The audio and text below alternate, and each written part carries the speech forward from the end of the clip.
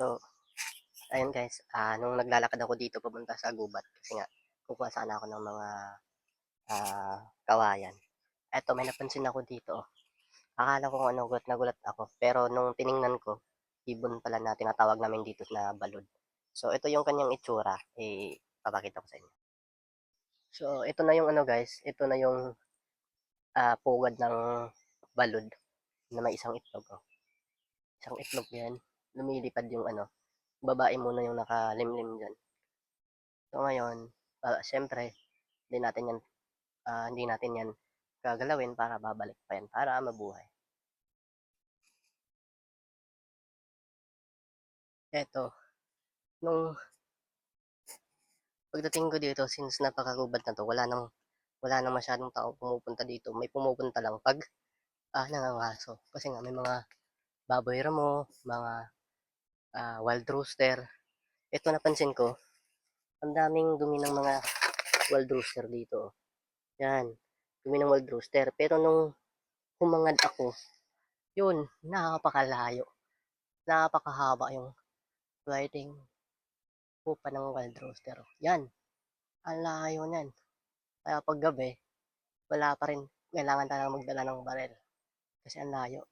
Yun, dyan. Hindi natin basta-basta naabot yan. Ang layo. Guys, pagdating ko dito, kasi sobrang layo na may ahas.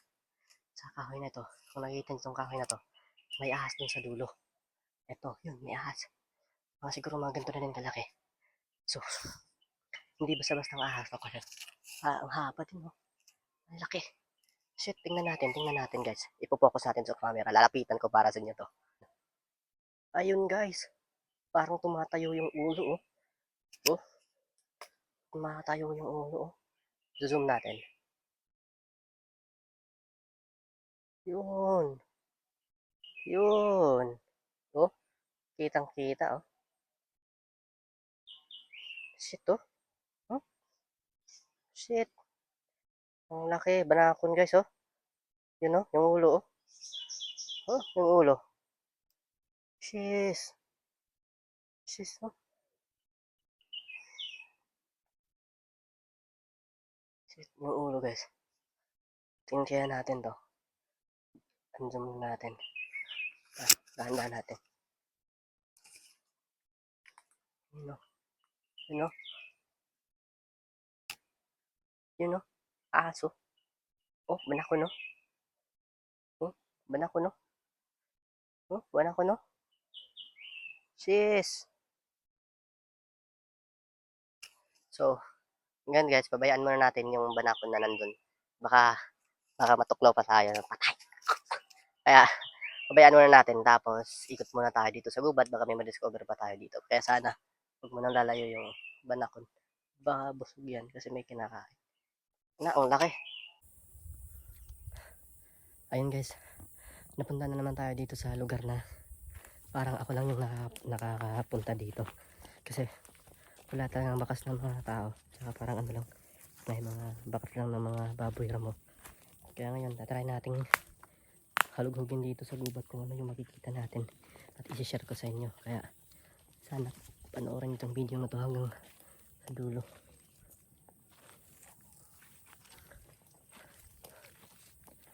Ayan. Ang gulo dito guys, oh. Dami pa namang ibon.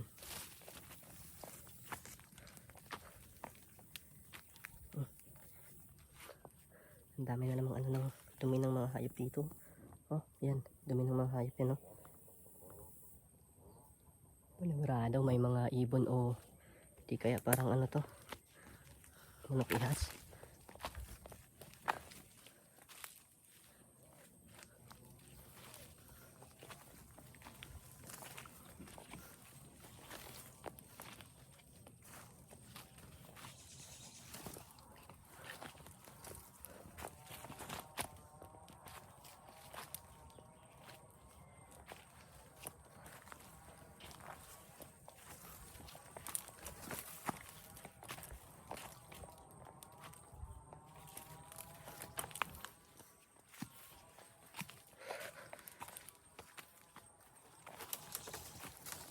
Ang hirap talaga pag maging, ang hirap maging mahirap, pero mas mahirap pag wala tayong pangarap na aasenso sa buhay.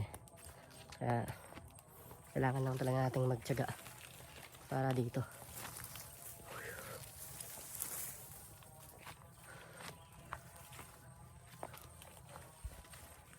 Hindi ko na, wala pa naman akong internet ngayon. Saan na kaya ako?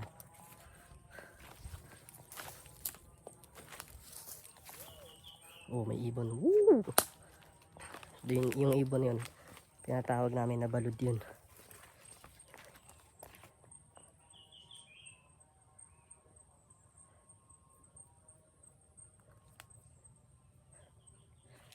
Dito tayo eh.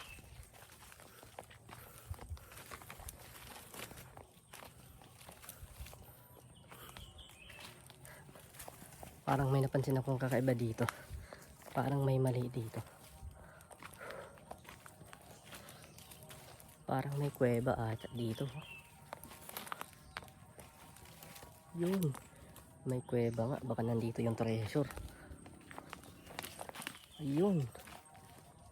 May kuweba dito. Baka andito yung... May kuweba dito guys. Baka tsamba tayo dito. Baka dito na yung kayamanan. Yun o, papakita ko sa inyo. May kuweba. Napaka unexpected talaga na. Dito lang tayo sa gubat, naglalakad-lakad. Tapos sa sobrang layo ng narating natin, hindi natin akalaing may kuweba. Yun o. Kuweba o. Dun. Wait, tingnan natin.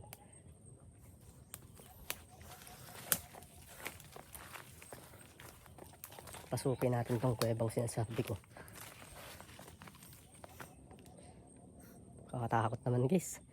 Pa-subscribe naman oh. Kakatakot oh. Kakatakot.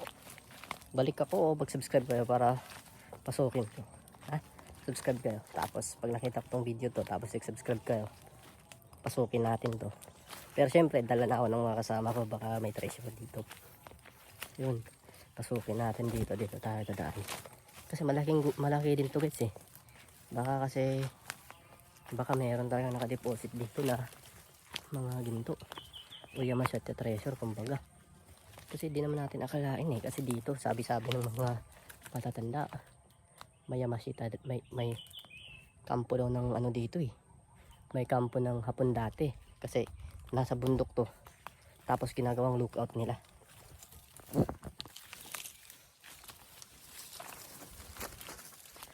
Tabi po.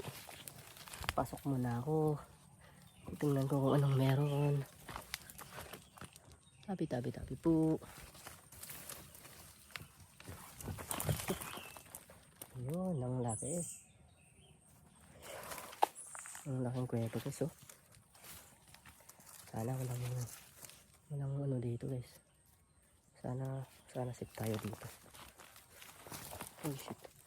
Nakatakot naman dito oh. Yun. Yun ang laki. Wait lang ha. Baka may ano dito. Double check. Baka panigurado. Wala nang rewind sa buhay. Tabi po. Pasok muna ako dito. Titingnan ko muna. Tabi po.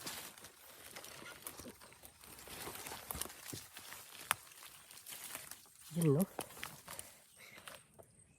Oh.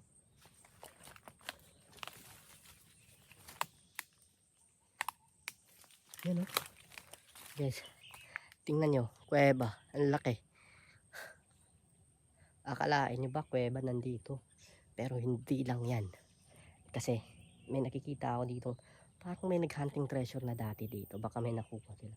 Kasi kung titingnan natin dito, parang binabaklas yung mga bato. Tsaka may nakita din akong baon na naiwan. So ito, tingnan natin. Yun guys oh. Ito yung panindi nila. Parang ito yung ginagawang pang sinde. Oh, yun. Tapos yung parang may mga binaklas na mga bato dito guys. Dito oh. Parang may binabaklas na mga bato. Yun oh. Yun ang lalim. Shit. Tabi po. Yun oh. Parang may binabaklas na mga bato dyan oh. Baka Baka nagbabaka sakaling may mga baka magbabaka sakaling may sinisiksik na mga Yamashita treasure dyan, no?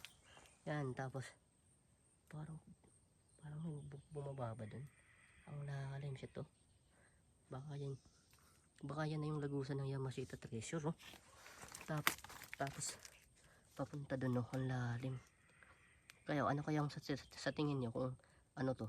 Comment naman kayo dyan. Baka may mga dinidikit-dikit lang kasi parang ano, parang binabaklas nila. Baka may nakadikit dyan. Yan, no? Baka may nakadikit dyan, no? Baka nandito lang yung ginto. Di lang natin napansin. Sayang, no? Baka naunahan pa tayo. Tsaka yun, no? Tsaka may naiwan pang Skyflex dito. Yun. Legit talaga na may pumupunta dito. So ayun guys, since may nauna nang pumasok dito sa kuweba na natagpuan ko unexpectedly.